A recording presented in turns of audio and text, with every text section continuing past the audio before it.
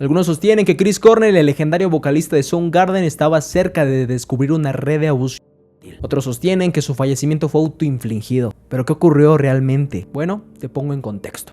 Christopher John Boyle nace en Seattle el 20 de julio de 1964. Sus padres son Edward Boyle, un farmacéutico de raíces católicas irlandesas, y Karen Cornell, una contadora de origen judío. Chris vivió en un hogar que era caracterizado por la tensión emocional y el alcohol como vía de escape. El hermano de Chris, Peter Cornell, llegó a contar una vez que su padre era un alcohólico tiránico y un hombre físicamente abusivo, que solía golpearlo a él y a sus hermanos. Chris posiblemente creció en un entorno sin un refugio emocional seguro, acostumbrándose a callar sus miedos y a convivir de forma constante con la ansiedad, sin tener a nadie con quien desahogarse y cerrándose cada vez más a un mundo que todo el tiempo le recordaba que no era lo suficientemente valioso para ser amado o escuchado. Chris creció entre dos figuras paternas que, aunque diferentes entre sí, compartían la misma válvula de escape, el alcohol.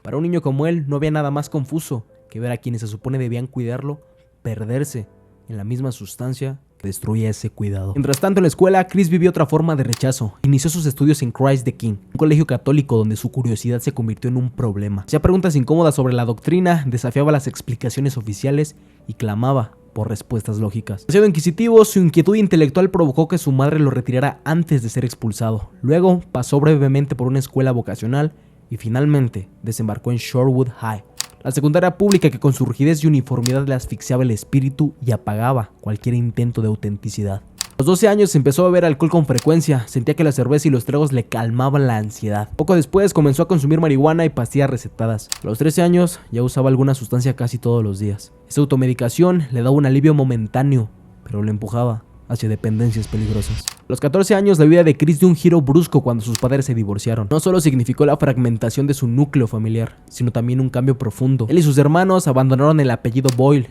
y adoptaron el materno, Cornell. Esto significaba una ruptura con su pasado y marcó un punto de inflexión en su vida. En su adolescencia probó PCP, una droga muy fuerte que en esa época se conocía como Angel Dust. El PCP es un anestésico disociativo que surgió en los años 60 como medicamento, pero en los 70 se popularizó en las zonas urbanas de Estados Unidos por producir intensas alucinaciones y desconexión de la realidad. Esa primera experiencia fue un mal viaje, tan traumático que marcó un antes y un después en su vida. Según sus propias palabras, la mala experiencia con PCP a los 14 años de edad desencadenó un trastorno de pánico que no compartió con nadie. Desde ese momento empezó a tener ataques de pánico muy seguidos y un miedo tan fuerte que no podía salir de su casa. El mundo afuera le parecía peligroso. La puerta de su casa dejó de ser una salida para él y se convirtió en una barrera que no podía cruzar. En plena adolescencia, cuando el mundo parecía un lugar oscuro e impenetrable, Chris Cornell se encerraba en su habitación durante días. No hablaba, no comía y no salía. La depresión era un huésped silencioso que lo acompañaba a todas horas. Pero un día su madre hizo algo que sin saberlo cambiaría todo. Le regaló un redoblante, un simple tambor. Uno que no venía envuelto en promesas, pero sí en fe. Ese instrumento no era solo una herramienta musical, era una cuerda lanzada a un adolescente que se estaba hundiendo. A comienzos de los años 80, Seattle aún no era la cuna del grunge, pero algo se gestaba en el subsuelo, en sótanos húmedos, en bares apagados, en salas de ensayo improvisadas. Jóvenes inquietos empezaban a mezclar punk, heavy metal y rock clásico, con algo más crudo, algo más honesto. En 1981, Cornell respondió a un anuncio publicado en la revista local. Una banda buscaba vocalista. Se hacían llamar The Shemps. El estilo, versiones de clásicos como Rolling Stones y The Doors. Chris fue aceptado y se convirtió en la voz principal. En esta transición, Cornell hacía tanto la batería como la voz. Entre los miembros también estaban Hiro Yamamoto, un bajista callado y preciso. Y poco después, Kim Thayil, guitarrista de mente afilada y con un enfoque casi filosófico del rock. The Shemps no tenían ambiciones artísticas profundas, tocaban donde los contrataran, bares, restaurantes y locales modestos. La banda duró poco, las tensiones creativas eran claras, ninguno estaba conforme tocando música ajena. Y así, en 1984, The Shemps llegó a su fin. Pero esa ruptura fue el principio de algo más grande. Cornell y Yamamoto, ahora compañeros de casa, empezaron a ensayar temas originales. Poco después llamaron a Thayil. El trío estaba de vuelta, pero esta vez con una misión distinta: crear un sonido propio. Allí, en ese sótano de Seattle, nació lo que sería el embrión de Soundgarden. El trío grabó 15 canciones en un cassette de 4 pistas, utilizando el espacio de ensayo que habían montado en la casa que compartían. A ese cassette lo llamaron los primeros 15. No solo capturaba el sonido crudo y original de la banda, también se convirtió en la llave que les abriría la puerta a su primer contrato discográfico. Chris, Kim y Hiro hicieron su debut en vivo el 21 de diciembre de 1984. Al año siguiente, Soundgarden comenzó a destacar como una de las primeras bandas de la escena de Seattle en captar la atención de las discográficas. La chispa del grunge apenas comenzaba a encenderse. Después de uno de sus conciertos junto a Faith No More, Chris Cornell le entregó al baterista de la banda una copia de la primera cinta de demostración de Soundgarden, una grabación casera de 4 pistas que contenía su sonido más primitivo, pero más auténtico. Aquella cinta pasaría de mano en mano hasta llegar a Faith Henshaw, una mujer clave en esta historia. Dirigía una estación de radio local universitaria y tenía un oído especial para descubrir el talento. Faith estaba armando un compilado con bandas emergentes de Seattle, el cual terminaría enviando directamente a grandes discográficas. Irónicamente lo tituló Bandas que harán dinero.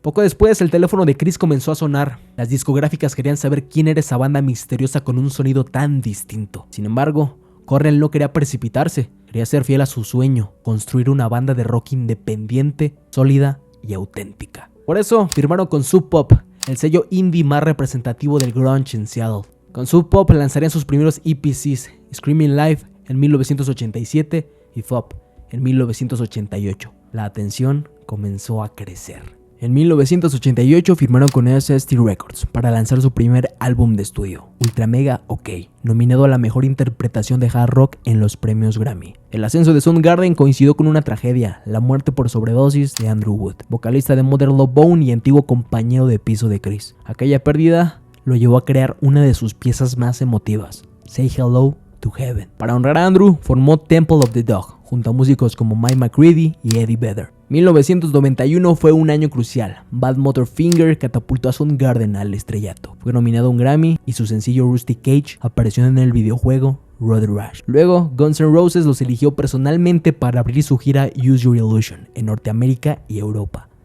Para Chris era un sueño, pero también una carga emocional. 1994 fue un año crucial para el rock alternativo y para Soundgarden. Fue el punto más alto de su carrera con el lanzamiento de Super Unknown. Este disco no solo fue exitoso comercialmente, debutando en el número 1 del Billboard, sino que también representó una madurez artística notable. En 1996, Chris Cornell era uno de los rostros más reconocidos del grunge. Su banda Soundgarden había alcanzado el éxito global, pero por dentro algo ya estaba comenzando a quebrarse. En abril de 1997 la banda se disolvió oficialmente.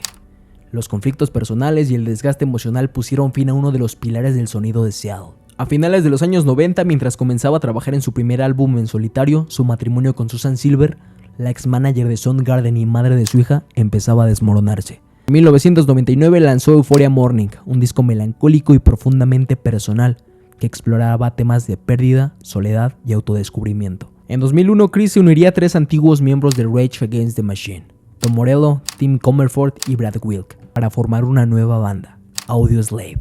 Audioslave nació tras la abrupta partida del vocalista Zach de la Rocha de Rage Against the Machine en octubre de 2000. Los otros 3 miembros, Tom Morello, Tim Comerford y Brad Wilk, decidieron seguir juntos y buscar un nuevo cantante. Tras probar con varios vocalistas, incluido Be Real y The Cypress Hill, el productor Rick Rubin sugirió llamar a Chris Cornell. Chris ensayó con ellos y la química fue instantánea.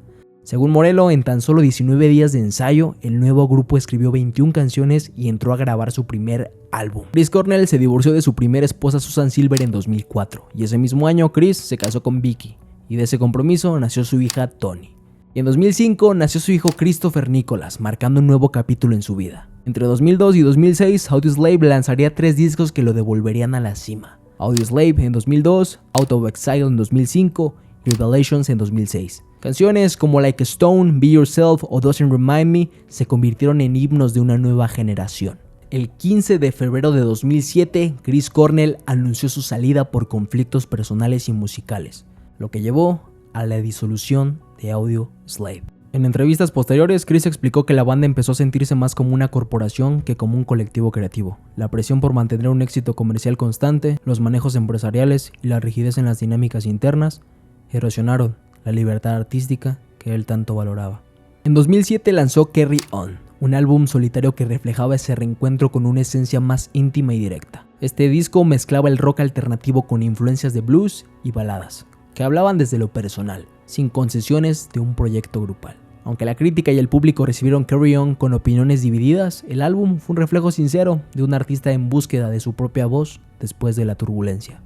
Pero Chris no se quedó estático. En 2009 sorprendió con Scream, un disco que marcó un giro radical hacia el pop electrónico y los ritmos urbanos. Un experimento audaz y polémico. Muchos seguidores no comprendieron ni aceptaron ese cambio, acusándolo incluso de traicionar su estilo característico. Sin embargo, para Chris fue una necesidad creativa. Y en 2010, finalmente, tras una separación de más de una década, Soundgarden anunció su esperada reunión. Chris Cornell, quien había explorado diversos proyectos en solitario, regresó a la banda que lo había consagrado. En 2012 lanzaron King Animal, su primer álbum en 16 años. Un trabajo que combinaba la fuerza, la crudeza y la energía del grunge. Las giras que siguieron fueron extensas y exigentes. Chris demostró que a pesar del paso del tiempo, su voz seguía intacta, capaz de llenar estadios y conmover a varias generaciones. Es 17 de mayo de 2017 y el Fox Theater en Detroit vibra con cada nota que Chris Cornell le entrega al público. En el escenario, su voz profunda recorre el aire cargado de emoción. Cada acorde de Slaves and Bulldozers retumba en el pecho de quienes lo escuchan. Hay una chispa de magia, pero también algo extraño. Algunos fans notan que su energía es errática, su mirada distante y perdida. Y así, Chris cierra el show con versos de In My Time of Dying, como si fuera una despedida. Alrededor de las 11:30 de la noche, Chris regresa al MGM Grand Hotel. Lo acompaña su guardaespaldas, Martin Kirsten, quien lo ayuda a cargar su computadora portátil. Luego le entrega 2 pastillas de Ativan, que Chris le solicita para calmar la ansiedad. Minutos después, Martin se retira y Chris se queda solo. Más tarde, Chris llama a su esposa, Vicky. La voz de Chris suena arrastrada, casi apagada. Vicky, alarmada por la forma en que habla, siente que algo no está bien. Entonces llama al guardaespaldas y le pide que regrese de inmediato a la habitación para asegurarse de que Chris esté bien. Poco después de la medianoche del 18 de mayo, Martin vuelve al hotel y toca la puerta, pero no recibe respuesta. Intenta abrir con llave, pero está cerrada con pestillo desde adentro. Siguiendo las instrucciones de Vicky, patea la puerta principal varias veces hasta que cede. Luego hace lo mismo con la puerta del dormitorio interior, que también está asegurada. Finalmente entra y avanza hacia el baño, donde encuentra a Chris colgado con una banda elástica atada en el cuello. Intenta reanimarlo. El personal del hotel llama a emergencias, pero a la 1:30 de la mañana los paramédicos lo declaran muerto. Y así, Chris Cornell abandona este mundo a los 52 años. Desde entonces la historia ha estado lejos de cerrarse. Su esposa Vicky Cornell no quedó convencida del todo. Desde el inicio denunció irregularidades en el informe, que las drogas no contribuyeron a la causa de muerte de Chris. Fue entonces cuando surgió una teoría más oscura. En 2012, Chris y su esposa crearon la Chris and Vicky Cornell Foundation, con el objetivo de proteger a los niños vulnerables de todo el mundo, huérfanos, refugiados y afectados por trata de personas. Algunos aseguran que Chris Cornell estaba involucrado en una investigación sobre redes de abuso. ¿Fue Chris una víctima más de sus problemas internos o alguien que sabía demasiado?